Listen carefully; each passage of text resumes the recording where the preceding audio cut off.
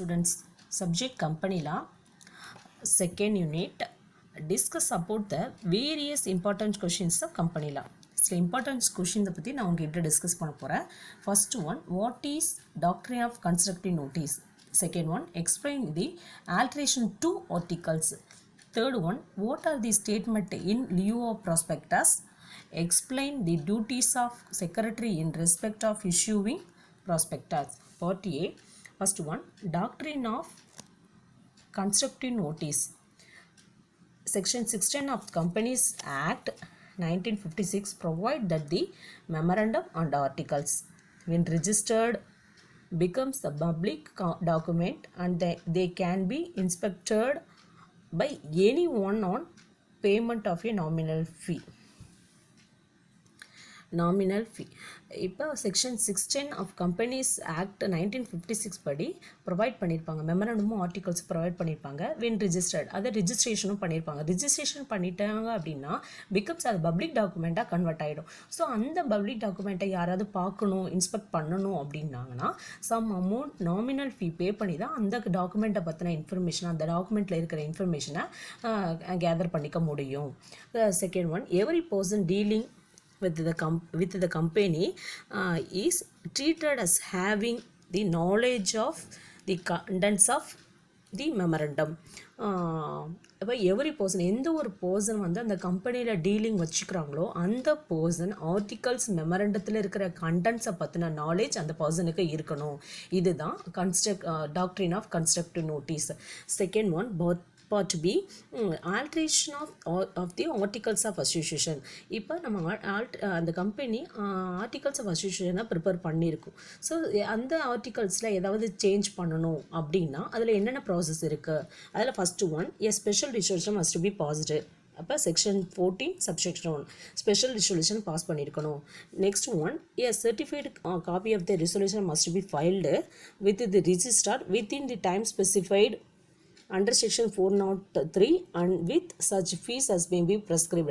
அந்த ரிசர்வேஷன் பண்ண காப்பியை என்ன பண்ணியிருக்கணும்னா ரிஜிஸ்டர் கிட்ட சப்மிட் பண்ணியிருக்கணும். எந்த டைமில் அண்டர் செக்ஷன் 403 படி ஸ்பெசிஃபைட் டைம் அவங்க டைம் சொல்லியிருப்பாங்க, அந்த டைமுக்குள்ளார ரிஜிஸ்டர் கிட்ட சப்மிட் பண்ணி ஃபைல் பண்ணியிருக்கணும். ஃபைல் பண்ணுறதுக்கு சம் அமௌண்ட் ஃபீஸ் தான் நம்ம அந்த கம்பெனி பே பண்ணியிருக்கணும். Next one, if the alterations is for converting a public company into a private company, the approval of the tribunal is also necessary. இப்போ public கம்பெனியை private கம்பெனியாக change பண்ணணும், மாற்றணும் அப்படின்னா ட்ரிபுனல் அப்படின்னா legal who have right to judge, legal person அவர்கிட்ட approval வாங்கியிருக்கணும்.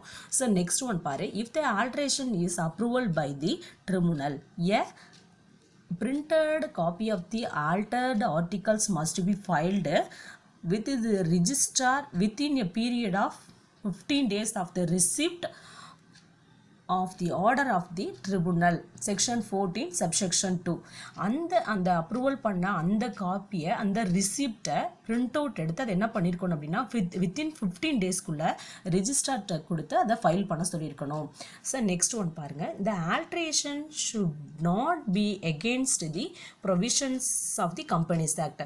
Alter பண்ண articles of association companies ஆக்டுக்கு எகென்ஸ்டாக இருக்கக்கூடாது. கம்பெனிஸ் ஆக்ட் படி தான் அதை என்ன பண்ணுவாங்க, ஆர்டிகல்ஸ் மெமரண்டம் ப்ரிப்பேர் பண்ணுவாங்க. ஸோ அதுக்கு எகென்ஸ்டாக இருக்கக்கூடாது. Next one, alteration should not be against the provisions of the memorandum. So அதே மாதிரி இப்போ மெமரண்டத்துக்கும் எகென்ஸ்டாகவும் இருக்கக்கூடாது. நெக்ஸ்ட் ஒன், இந்த alteration must not be illegal or against the public policy. So என்ன அப்படின்னா லீகலாக தான் இருக்கணுமே தவிர அந்த ஆல்ட்ரேஷன் பண்ணுறது இல்லீகலாக இருக்கக்கூடாது. அதே மாதிரி பப்ளிக் பாலிசிக்கு எகென்ஸ்டாகவும் இருக்கக்கூடாது.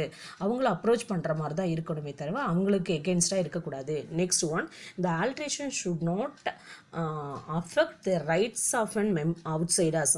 ஸோ கம்பெனிஸ்க்கு அவுட்சைடர்ஸ் இருக்கிறாங்க, அவங்களோட ரைட்ஸ், அவங்களோட உரிமைகளை அஃபெக்ட் பண்ணுற மாதிரி அந்த கம்பெனி ஆல்டர் பண்ணுறது இருக்கக்கூடாது.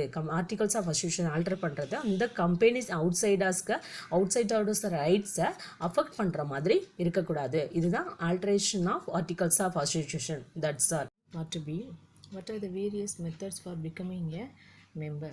உறுப்பினர் ஆவதற்கான பல்வேறு முறைகள். அதில் ஃபஸ்ட்டு ஒன் பாருங்கள், by allotment. A person become the member of a company when he secure allotment of shares in the company and his name enter in the into the register of members. அதாவது அந்த company shares allotment பண்ணும்போது அவரோட name entry ஆகிருக்கு into the register of members.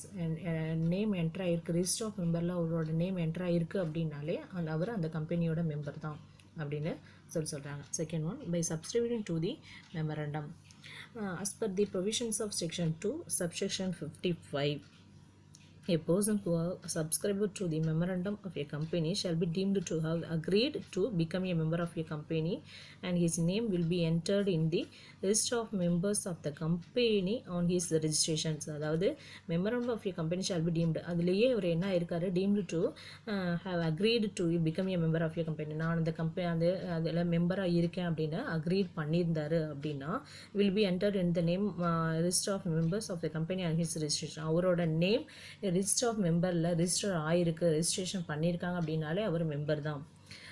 The students of the memorandum become members of the company just because they have signed memorandum. So என்ன இருப்பார், our member ஆகிட்டார் அப்படிங்கிறதுக்கான member அப்படிங்கிறதுக்கு ப்ரூஃப் என்னென்னா அவர் மெமரண்டத்தில் சைன் பண்ணியிருப்பார். ஸோ சைன் பண்ணியிருந்தாருனாலே அவர் மெம்பர் தான். மெம்பராக இருந்த வருஷம் என்ன பண்ணியிருக்காரு, மெமரண்டத்தில் சைன் பண்ணியிருக்காரு.